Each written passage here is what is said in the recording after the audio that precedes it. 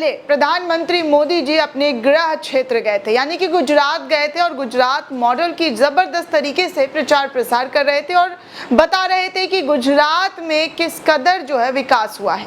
और विकास के नाम पर दो सौगात मिला, एक तो मेट्रो रेल का उद्घाटन किया प्रधानमंत्री मोदी जी ने, दूसरा वंदे भारत को हरी झंडी दिखाई और उस ट्रेन के बारे में खूब वाहवाही की, खूब तारीफों के पुल बांधे और उनके बयान को सोशल मीडिया पर और मेन स्ट्रीम मीडिया पर किस तरीके से जो उनके चाहने वाले हैं, जो उनको हमेशा उनकी हर एक बोली को किस कदर तवज्जो देते हैं और कैसे उनकी बातों को बताते हैं कि देखिए प्रधानमंत्री मोदी देश के विकास में कितनी तेजी ला रहे हैं।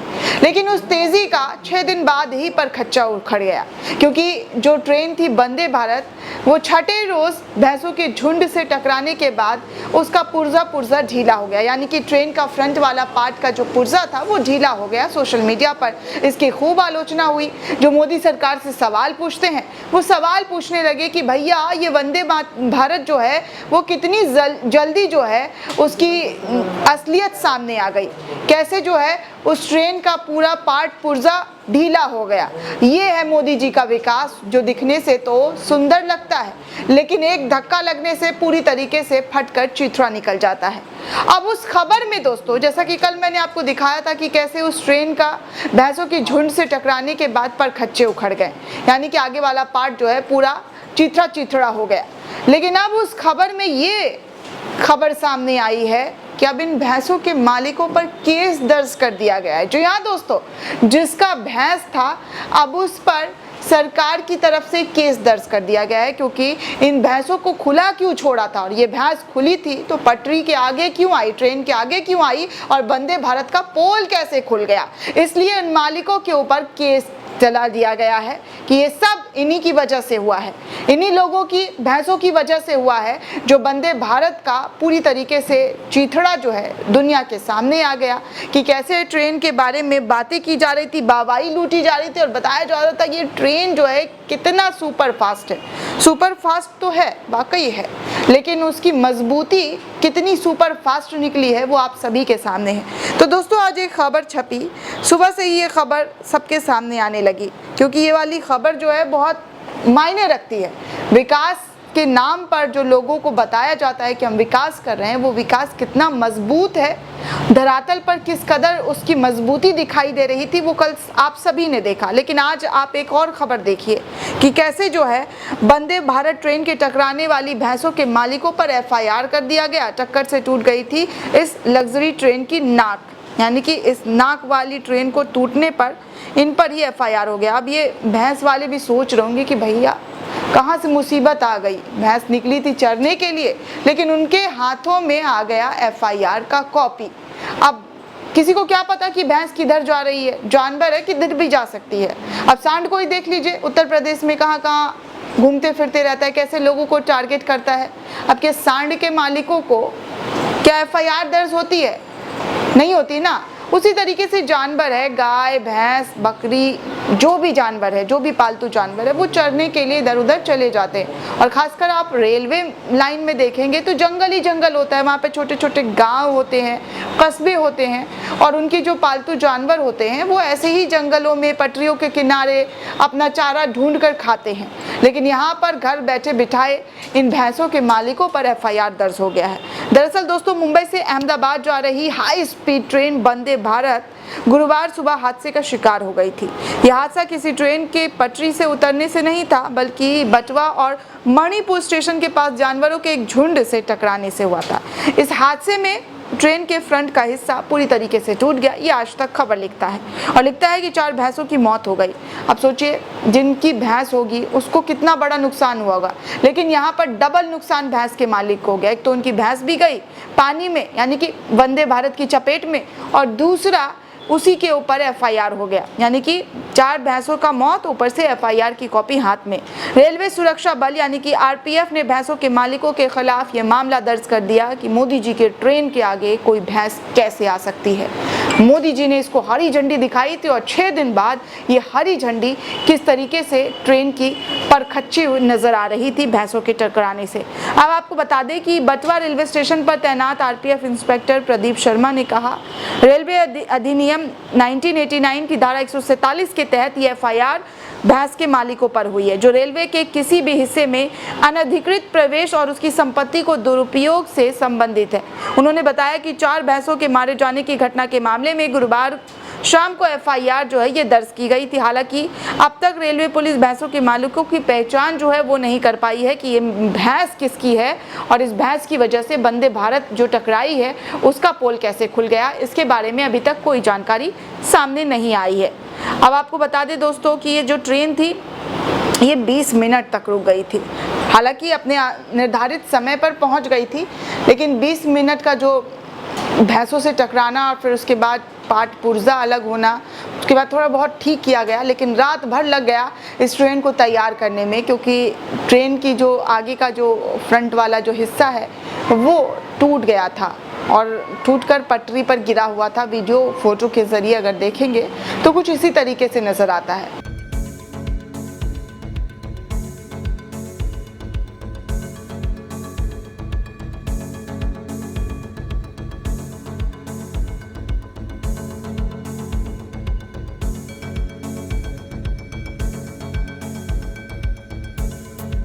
तो ऐसे प्रधानमंत्री मोदी जी के विकास की जो ये नई वाली वंदे भारत थी उसका क्या हश्र हुआ ये आप सभी के सामने है। लेकिन अब आपको बताते हैं, थोड़ा सा पीछे लेकर चलते हैं, गुजरात मॉडल के बारे में बताते हैं कि गुजरात मॉडल आखिर है क्या, कैसे जो है गुजरात मॉडल को मीडिया के जरिए आप लोगों को अच्छा करके दिखाया गया, लेकिन हकीकत क्या है वो आपने बरसात में भी देखा होगा कि कैसे बरसात में 2-4 दिन बारिश हुई तो पूरा गुजरात पानी से लबालब हो गया था, लोगों की गाड़ियां जो है पानी के अंदर डूब गई थी। ऐसा है हमारा गुजरात मॉडल। लेकिन अब आपको बताते हैं कि कैसे झूठ आश्चर्यजनक तेजी से लोगों के जरिए, मीडिया के जरिए फैलाई जाती है। एक जो टीम बैठी है वो आप सबको झूठ फैलाने के लिए ये सब खबर दिखाती है, जबकि सच की ओर देखने वाला कोई नहीं होता।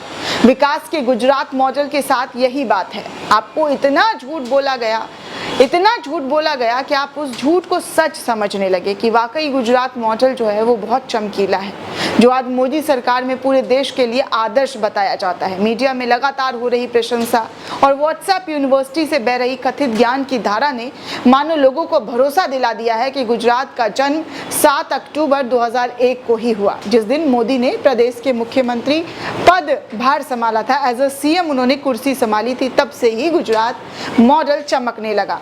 उसके अगले 4610 दिनों तक गुजरात का जादुई तरीके से विकास होता रहा, जब तक प्रधानमंत्री मोदी गुजरात के सीएम थे और आगे भी हो रहा है।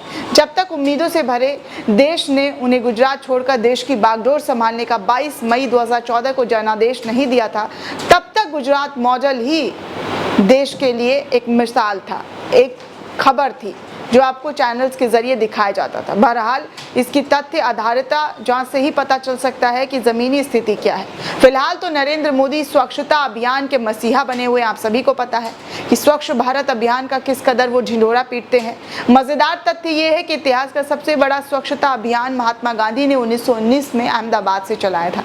तब करीब 3000 टन कचरा यहाँ से हटाया गया था अहमदाबाद से, जबकि 13 साल तक मोदी और उनके ठीक बाद 8 साल से बीजेपी शासन का जो काल है वो रहा है।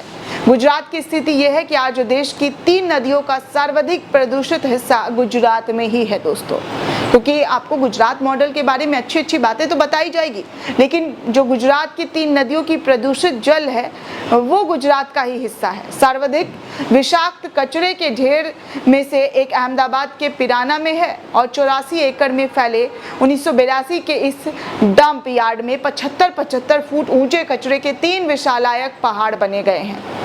हर का कूड़े का जो पहाड़ है उसका वजन लगभग 59 लाख मीट्रिक टन है। जी हाँ दोस्तों, 59 लाख मीट्रिक टन है, लेकिन ये सब आपको नहीं बताया जाएगा।